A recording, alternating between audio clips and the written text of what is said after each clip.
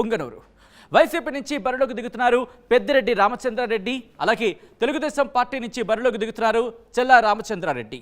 YCP నుంచి బరిలోకి దిగుతున్నారు పెద్దిరెడ్డి రామచంద్రారెడ్డి. ఈయన ప్రొఫైల్ కనుక చూస్తే రెడ్డి సామాజిక వర్గానికి చెందిన నేత. విద్యార్థి దశ నుంచే రాజకీయాల్లో ఉన్నారు. 1989, 1999, 2004లలో కాంగ్రెస్ నుంచి పీలేరు ఎమ్మెల్యేగా పోటీ చేశారు, గెలిచారు. 2009లో పుంగనూరు ఎమ్మెల్యేగా పోటీ చేశారు, గెలిచారు. 2013లో వైసీపీలో చేరారు.